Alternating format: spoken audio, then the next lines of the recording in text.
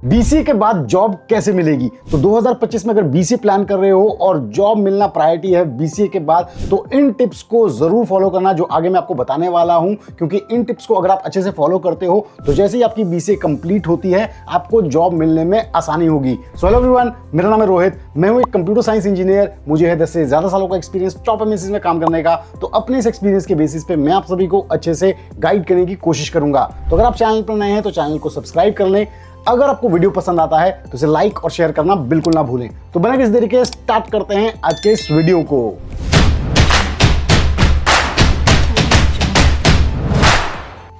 To get free career counseling, check the link in description box and pin the comment below. Students, आज के ज़माने में अगर आपको सॉफ्टवेयर इंडस्ट्री में जाना है, आईटी इंडस्ट्री में जाना है, तो बीसीए कोर्स के अलावा और भी बहुत से कोर्सेज है, जैसे कि BTech computer science engineering, BTech IT, BSc CS, BSc IT, यानी कि कंपटीशन तो काफ़ी ज़्यादा है।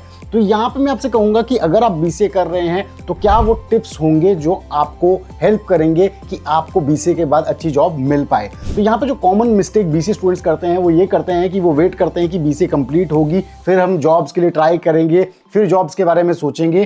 तो जो उनका हंटिंग प्रोसेस है वो बीसीए के बाद शुरू होता है। लेकिन एक्चुअल में जब आप बीसीए में एंटर हो रहे हो और आपको कोर्स के दौरान अपनी प्रिपरेशन और हंटिंग प्रोसेस को चालू करना है, तो क्या वो सभी चीजें हैं बीसीए के शुरुआत से, क्या वो टिप्स हैं जिनको आपको फॉलो करना है ताकि आप जब बीसीए कंप्लीट करते हो तो आपको अच्छी जॉब मिले और आपको जॉब मिलने में इतनी मुश्किल ना हो। आइए उन्हें जान लेते हैं। तो इसको हम दो पार्ट्स में डिवाइड कर लेते हैं। सबसे पहले जान लेते हैं कि बीसीए कोर्स के दौरान आपको वो क्या क्या चीजें करनी है जो आपको जॉब मिलने में हेल्प करेंगी। तो सबसे पहले यहाँ पे आपके जो कोर टेक्निकल स्किल्स हैं बीसीए में जो आपको पढ़ाए जाते हैं, यानी कि फंडामेंटल जो कंसेप्ट्स हैं उनको स्ट्रॉन्ग करना है। तो यहाँ पे मैं आपको रिकमेंड करूंगा कि बीसीए कोर्स के दौरान जो आपके कोर टेक्निकल सब्जेक्ट्स हैं, जैसे कि आपकी प्रोग्रामिंग लैंग्वेजेस हो गया, डेटाबेस मैनेजमेंट सिस्टम हो गया, डेटा स्ट्रक्चरल एल्गोरिथम्स हो गया, ऑपरेटिंग सिस्टम के कॉन्सेप्ट्स हो गए, नेटवर्किंग होगी, इन सब्जेक्ट्स को आपको स्ट्रॉन्ग करना है। इनके बेसिक्स और इनकी जो प्रैक्टिकल इंप्लीमेंटेशन है उन्हें अच्छे से आपको सीखना है। कोर प्रोग्रामिंग लैंग्वेजेस जैसे कि सी प्लस प्लस, पाइथन, जावा,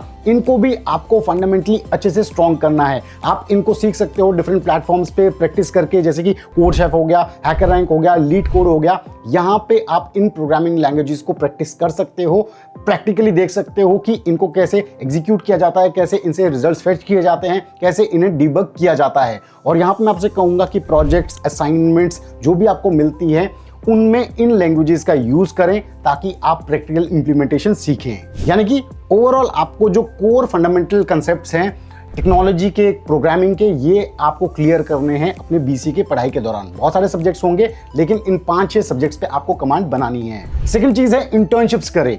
अब आप बीसीए में जब आए हो, 6 सेमेस्टर्स हैं, आपको जरूर ब्रेक्स भी मिलेंगी, तो इन ब्रेक्स को बहुत अच्छे से यूज करें। इंटर्नशिप्स अगर आप कर सकते हैं इंडस्ट्री में जाके, या फिर ऑनलाइन इंटर्नशिप्स अगर आप कर सकते हैं तो बहुत ज़्यादा आपको अच्छा एक्सपीरियंस मिलेगा। कॉलेज में जब आप होते हो तो आप बुक्स पढ़ते हैं, आप लैब तक सीमित होते हो, लेकिन अगर आपको रियल वर्ल्ड एक्सपीरियंस चाहिए है कि कैसे सॉफ्टवेयर इंडस्ट्री में काम होता है, कैसे किसी प्रोजेक्ट पे काम होता है, तो आप ऐसे बेसिक लेवल प्रोजेक्ट्स पे काम कर सकते हो इंटर्नशिप्स पाके। बहुत सारे प्लेटफॉर्म्स हैं इंटर्नशिप्स के लिए। आप इंटर्नशाला, लिंक्डइन, ऐसे प्लेटफॉर्म्स पे इंटर्नशिप्स को चेक कर सकते हैं कि कहाँ कहाँ आपके स्किल से रिलेवेंट इंटर्नशिप्स ऑफर हो रही हैं। आप उनके लिए अप्लाई करते रह सकते हैं। तो अगर आपको इंडस्ट्री में प्रैक्टिकली चीज़ें कैसे होती हैं उसको सीखना है तो इंटर्नशिप्स बहुत ज़रूरी रहेंगी। तो मैं कहूँगा कि ज़्यादा से ज़्यादा इंटर्नशिप्स के लिए अप्लाई करें। तो अगर आप बीसीए कोर्स के दौरान 2-3 इंटर्नशिप अच्छे से कर लेते हैं, आपको समझ में आएगा कि जो आपको पढ़ाया जा रहा है उसका एक्चुअल इंप्लीमेंटेशन इंडस्ट्री में कैसे होगा। थर्ड इंपॉर्टेंट चीज़ है सर्टिफिकेशंस करना ना भूलें। तो आपको यहाँ पे मैं बताना चाहूँगा बीसीए में जो आप स्किल्स सीख रहे हो उनको कैसे वैलिडेट करें कि आपको वो चीज़ें अच्छे से समझ में आई है या फिर नहीं। तो उसके लिए इंपॉर्टेंट चीज़ होती है सर्टिफिकेशन। तो यहाँ पर डिफरेंट प्रकार की सर्टिफिकेशंस है। जो स्किल्स आपको लगता है आपके इंटरेस्ट का है आप उसमें सर्टिफिकेशन कर सकते हैं। जैसे कि आप जावा सर्टिफिकेशन कोर्स कर सकते हैं, इसके अलावा पाइथन सर्टिफिकेट कोर्स हो गया, मशीन लर्निंग का हो गया, Google data analytics, data management and certification course, .NET programming, ऐसे बहुत सारे सर्टिफिकेशंस आपको मिल जाएंगे डिफरेंट टेक्नोलॉजीज पे। तो आप अपनी रेलेवेंट टेक्नोलॉजीज को पिक करके सर्टिफिकेशन कोर्सेज कर सकते हैं। डिफरेंट प्लेटफॉर्म्स है जैसे कि यूडेमी हो गया, कोर्सेरा हो गया, इसके अलावा एडेक्स हो गया। इन प्लेटफॉर्म्स पे आप सर्टिफिकेशन को चेक कर सकते हैं और उनके लिए अप्लाई कर सकते हैं। तो ये जो सर्टिफिकेशन अगर आप कंप्लीट करते हैं, ये एक प्रकार का आपका स्ट्रॉन्ग रिज्यूमे बनाता है, बिल्ड करता है कोर्स के दौरान, ताकि जब आप फ्यूचर में जॉब्स के लिए अप्लाई करें तो ऑलरेडी आपके पास ऐसी वैलिड चीजें हो, ऐसी वैलिड टेक्नोलॉजीज की सर्टिफिकेशंस हो जो आपके रिज्यूम को हायर रैंक करे। फोर्थ इंपॉर्टेंट चीज है प्रोजेक्ट्स बनाएं, पोर्टफोलियो बिल्ड करें। अब आप बीसीए कोर्स में हैं, जो भी चीजें आप सीख रहे हैं, एक और वैलिडेशन करने का तरीका है कि छोटे छोटे प्रोजेक्ट्स बनाएं, वेबसाइट्स बनाएं, एप्स को डेवलप करें, सॉफ्टवेयर्स बनाएं। तो जब आप अपनी टेक्नोलॉजीज को यूज करके प्रोजेक्ट्स बनाते हैं तो आप प्रैक्टिकल इंप्लीमेंटेशन सीखते हैं, यानी कि उसका प्रॉपर यूसेज सीखते हैं। इसके लिए आप गिटहब का यूज कर सकते हैं, लेटेस्ट चीजें हैं, और इससे आपका पोर्टफोलियो बनेगा, यानी कि आपने किन चीजों पे एक्चुअल में काम किया है, किन प्रोजेक्ट्स को बिल्ड किया है, ये एक प्रकार का पोर्टफोलियो होगा। तो सर्टिफिकेशन हो गया, इंटर्नशिप्स हो गया, आपके प्रोजेक्ट्स हो गए, ये आपका एक कंप्लीट अच्छा पोर्टफोलियो बनाता है for IT field jobs. Fifth important point है जॉब प्लेटफॉर्म्स पे एक्टिव रहें। लिंक्डइन हो गया, इंटर्नशाला हो गया, naukri.com हो गया, इन सभी प्लेटफॉर्म्स पे अपना एक प्रोफाइल बनाएं और यहाँ पे एक्टिव रहें। देखते रहें कौन कौन सी इंटर्नशिप्स की अपॉर्चुनिटीज आती हैं, कैसी कैसी जॉब्स की अपॉर्चुनिटीज आती हैं, ताकि आप इनके लिए अप्लाई कर सकें और अपडेटेड रहें। तो यहाँ पे भी अपडेटेड रहना बहुत जरूरी है। स्किल्स तो आपने सीख लिए, लेकिन अपॉर्चुनिटी को आप ग्रैब नहीं कर पाए तो आप उन स्किल्स का क्या करोगे? तो दोनों का मिक्स होना बहुत जरूरी है। सिक्स इंपॉर्टेंट चीज है कम्युनिकेशन स्किल्स। यहाँ पे बहुत सारे बीसीए के बच्चे लैक करते हैं। वो सोचते हैं कि हमें सिर्फ कोडिंग ही सीखनी है, टेक्निकल स्किल्स ही सीखनी है, लेकिन सॉफ्ट स्किल्स को वो इतना ध्यान नहीं देते हैं। तो कम्युनिकेशन बहुत ज़्यादा इंपॉर्टेंट है। आगे आपके जब इंटरव्यूज होंगे, एचआर डिस्कशंस होंगे, आपको क्लाइंट के साथ काम करना होगा, तो वहाँ पे इंग्लिश बहुत ज़्यादा ज़रूरी होगी अपनी चीज़ों को समझाने के लिए। तो आप जहाँ पे कोड सीख रहे हैं, उसके साथ साथ better way of communication, English communication, कैसा आपको अपनी बात पहुंचानी है, लीडरशिप स्किल्स, ये सभी चीजें आपको अच्छे से सीखनी होंगी। ये भी आपको हेल्प करेंगी। नेक्स्ट इंपॉर्टेंट चीज है जो आपके कोडिंग स्किल्स, टेक्निकल स्किल्स को और ज्यादा वैलिडेट करता है, वो है कोडिंग कॉन्टेस्ट में पार्टिसिपेट करें, हैकाथॉन्स में पार्टिसिपेट करें। तो जो भी आपके college level, national level hackathons होते हैं, उनमें जाएं, उनमें देखें कैसे टाइप के कॉन्टेस्ट होते हैं, उसमें पार्टिसिपेट करें।